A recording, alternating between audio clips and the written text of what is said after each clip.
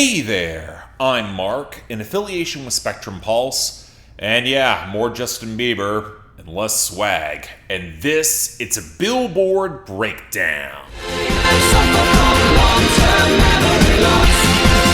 I don't remember. So this is a bit of a weird week, not just because I thought it could have been bigger, but because of any implications for the Hot 100 in the next month or so. I knew that Sabrina Carpenter's new album would have a longer shelf life because what on earth was going to replace it in a week in pop in this wretched year? But I thought there'd be at least a little more competition from Justin Bieber and Swag too. Not because the album's good or memorable or even worth additional mention, but on sheer volume and name recognition, I thought he had a shot. But then I remembered outside of the biggest names, second album releases within a span of a calendar year tend to fizzle out, or at least not have the charting success that you'd think they would. And given that Justin Bieber's promotional strategy in 2025 has been, let's be nice and call it haphazard, we wound up with a bit of a slower week, and I'm personally not too fussed about that. I'm kind of low energy right now. We'll get through it together. Anyway, our top 10, where once again, Golden from K-pop Demon Hunters is holding that number 1. This is not surprising. It's dominant on sales, dominant on streaming, finally has a credible radio push, and right behind it is Ordinary by Alex Warren at number 2. Seriously, on position, it is right behind Golden on sales and streaming, and it rules the radio.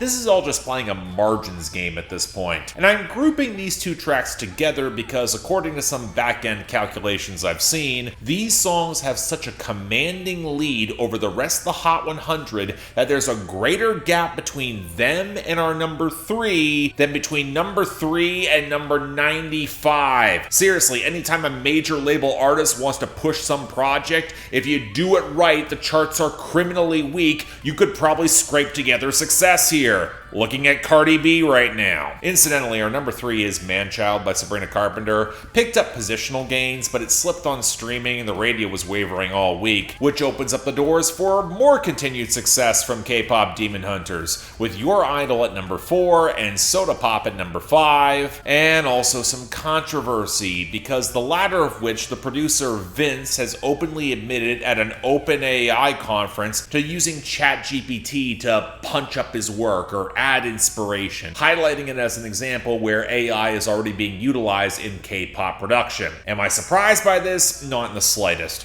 If all of it is true, and that's a real question because OpenAI is known for wildly exaggerating their claims of success, the original employee already deleted the tweet with the initial proclamation. I haven't been able to find the original conference video, let alone it translated. And apparently some of the translated news articles from Korean, they were then written by ChatGPT and had hallucinations in them as well. Look, it would not be the first time of AI-assisted music landing on the charts if all the Playboy Cardi and Baby Chief Do-It rumors are to be believed. And I gotta say, it probably will not be the last. But if it's being openly admitted that the tech is already in open use in the said Korean music market, yeah, for one of the better songs on that K-pop Demon Hunters project, it would be extremely disappointing if it was the case. It would be an absolute stain on the entire venture, because even if the other writers or producers or executives didn't use it, I would be shocked if they didn't know in some way assembling the soundtrack, at least to cover their legal grounds, especially when any large language model use was not purposeful to make the artistic point, but in order to patch up laziness. And you know, I don't care if you think that's unfair to tar everyone around it with that brush. It's gross. It's the degradation and bastardization of pop music,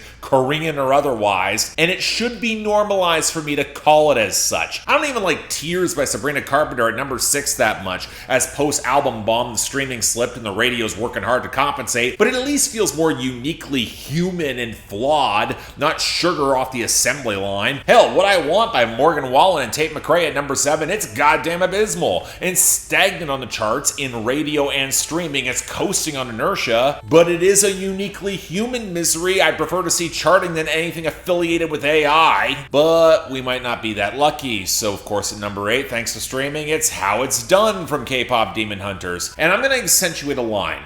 I had a larger rant here about ChatGPT, the usage of it in art and on a project this successful. I'm not about to outright blame K-pop demon hunters for that right now, given how much is unproven. I'm not even going to lean on the, well, it sounds like it could have been written by a large language model, ergo it must be true. That's not fair to artists who put in the work in this genre. But the ambiguity of the reporting works in favor of AI evangelists by implying ubiquity. Everyone's doing it, so you should be too. And it's a horrible look by this producer, Vince, that he's showing up at an OpenAI conference with BTS member RM, I should add. Boy, that's a disappointment. And then allowing that implication to spread, it taints everything and everyone he touches. And yeah, it would also bug the shit out of me if I saw AI created music beating out, say, Love Me Not by Raven Lenae at number 9. Now, it's probably peaked on the radio and streaming's never been the best,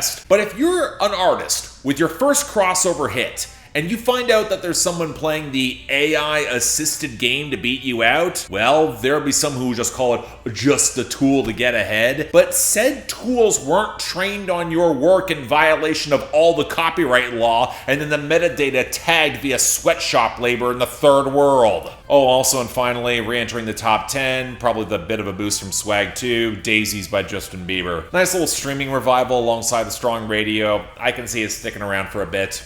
It is a good song. In contrast, are losers and dropouts, where in comparison with last week, the only big exit is Superman by Morgan Wallen, which is probably just going to be shy of the year-end list for 2025. It's going to be close. And hell, when we take a look at our losers, Wallen also had 20 Cigarettes at 87, I Ain't Coming Back with Post Malone at 97, and Miami with Lil Wayne and Rick Ross at 99. We also had a couple other country losers, Backup Plan by Bailey Zimmerman and Luke Combs at 51. Incidentally, misspoke last week when I was talking about I Had Some Help, and I confused it with Bailey Zimmerman's All the Way with Big X the Plug, which was actually the one that moved. It was a mistake in my own personal Excel documentation. It happens. But speaking of Big X the Plug, Hell at Night with Ella Langley fell down to 59, alongside Good Times and Tan Lines by Zach Top off the debut 94. But the big story here, naturally, is Sabrina Carpenter's album bomb taking hits. So from the top down, Nobody's Son at 28, When Did You Get Hot at 30, House Tour at 39, Go-Go Juice at 41, My Man on Willpower at 42, Sugar Talking at 44, Goodbye at 47, Never Getting Laid at 55, We Almost Broke Up Again Last Night at 65, and Don't Worry, I'll Make You Worry at 73. So okay, what's replacing all this? Well, speaking of AI, we got our returns and gains, and the big one is the remix of Somebody Loves Me by Drake and Party Next Door, now featuring Cash Cobain at 27, and a whole lot of AI-generated music videos that Drake posted from his own YouTube channel as part of some contest. Yeah, if we want to make this product seem as hackneyed and built for cheap, disposable cash grabs as possible, Drake does seem like the ideal spokesman for it in 2025. Thankfully, there's a lot more promise when we look at our gains. I'm not exactly thrilled with Happened to Me by Russell Dickerson, which has actually stuck around long enough it's gonna make the year-end list, but the rest here are rather solid. Back to Friends by Somber, bouncing back to 25, Folded by Kehlani, hitting a new height at 34, and Man I Need by Olivia Dean, continuing to pick up real speed at 37. That song is really damn good. I was not expecting this sort of traction for an international hit, but I'm happy to see it at least. Let's see how high it can go. And that takes us to, well, a really sparse list of new arrivals. Again, I ain't complaining. Let's naturally start off with number 88, Love Song by Justin Bieber. I wanna reach you a good one, you can't stop singing to me.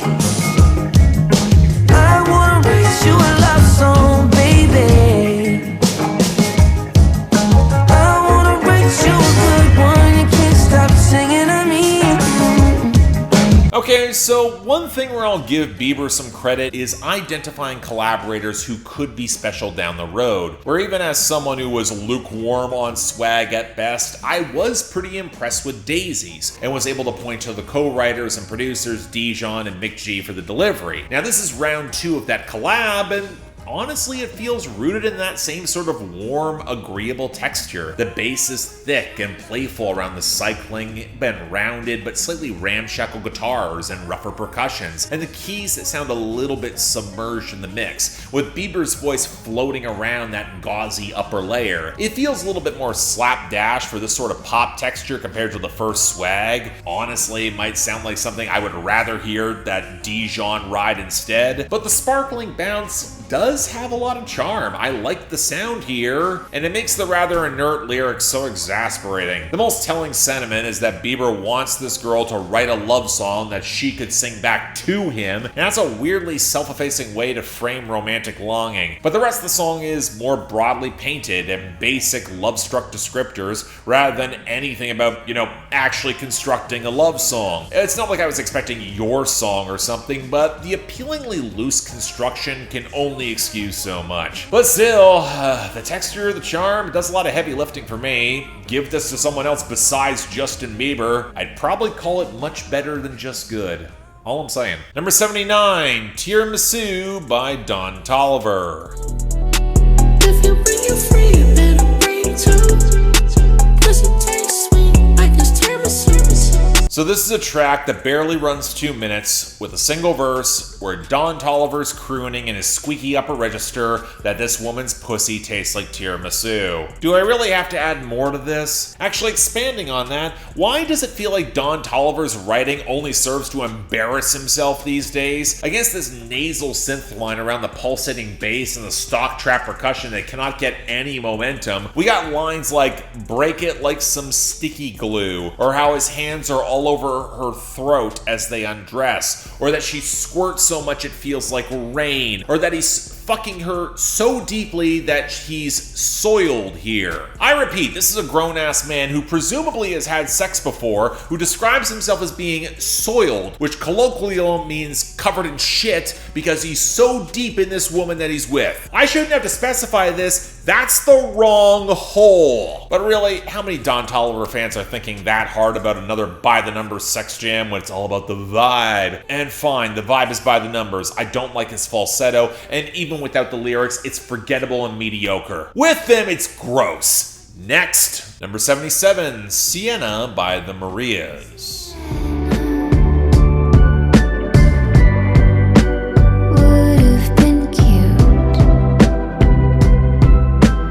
I'll admit I'm a little surprised that the Marias are still pushing songs from that 2024 album Post No One Noticed, but apparently this is the newest song from them that's taken flight, and given No One Noticed has been one of the better sleeper hits of the year, this, well, I'm not sure it's better, but it feels more defined, less likely to slip under the radar. The gauzy twinkle of the synth and the guitar has a much thicker bass line and sharper, if slightly muffled, drums behind it, where every hit feels like a steady reminder of what was lost in this relationship, even before the reverb guitar echoes out of the mist on the bridge. But it still has a lot of that smoky, lovelorn texture post-breakup, where she's describing the child that she could have had with this partner, now an ex, called Sienna, who is now never to be. I gotta admit, I find this more than a little weird. The consistent juxtaposition between her romance and how their child could have echoed all of her ex-partner's traits, good or bad, before the image fades. It feels like a fantasy taken a little far, but it's also real and contemplative enough for it to carry that melancholy through the entire song. So yeah, it's got a high enough floor, but otherwise, yeah, I gotta be honest, not sure I'm fully on board with this one.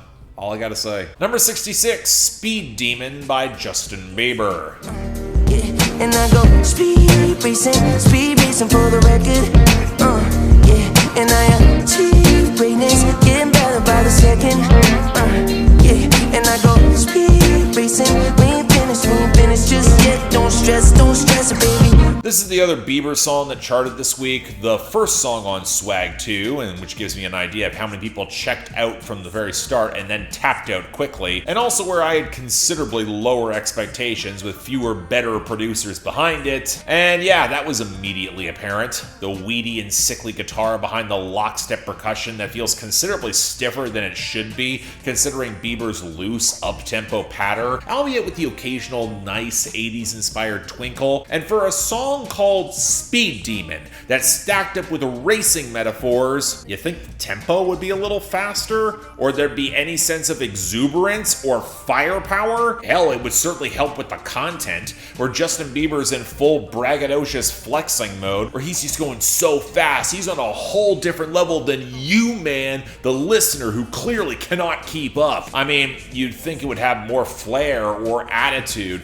This is one of the few cases where Bieber's performance actually had some credible attitude and verve to it, and the mix is giving him nothing. Granted, how much anyone wants to get bragged at by Justin Bieber is an open question, but he is better here than you might expect. Shame the song doesn't give him enough to work with.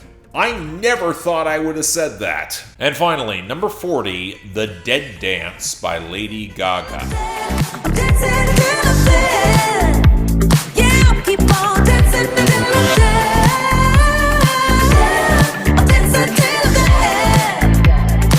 You know, after Bloody Mary went viral thanks to Wednesday a couple years ago, it did not surprise me that Lady Gaga would try to get more hands-on with the follow-up for Season 2, especially if she could shuffle this track into a deluxe reissue of Mayhem. But I couldn't help this sinking feeling going in. Trying to force and recreate a viral moment for a sequel rarely, if ever, goes well, especially if you're chasing TikTok for it with an album that really should have stuck around more than it did this year. And yeah, this song certainly feels like it's in that territory. I do appreciate Lady Gaga indulging a throwback slice of buzzy, synth-heavy, early 80s disco, with a mix that at first sounds more gothic and balanced and expansive, but then we got that heavily compressed and grainy guitar lead that nestles right at the front of the mix, and it immediately starts testing my patience. It's so tinny and obtrusive. It's trying to lend this song some funk that also felt like a misstep on Mayhem, and it's just as true here. Gaga would have been better off playing for symphonic, gothic bombast that actually flatters her belting, rather than forcing this guitar-driven dance frolic where,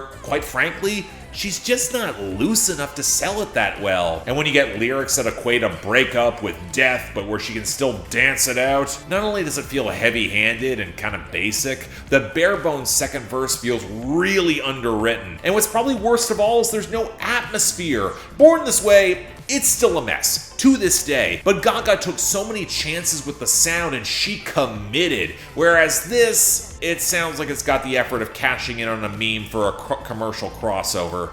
Exactly what I was dreading. So no, not terrible, but it's also not memorable, and for Gaga, pardon the pun, that might be the death knell. And that's our week. Let's keep this quick. The best is not without its problems, but the production on Love Song by Justin Bieber gives it just enough of an edge. I do kind of like it. With Tiramisu by Toliver as the easy and obvious worst. I shouldn't have to explain why. Next week, you know, I don't have any expectations that 21 Pilots or Ed Sheeran were going to see a serious breakthrough, at least on the charts with multiple songs. We'll have to see. But until then, I'm Mark. You're watching Billboard Breakdown, affiliated with Spectrum Pulse. And I'll see you next time.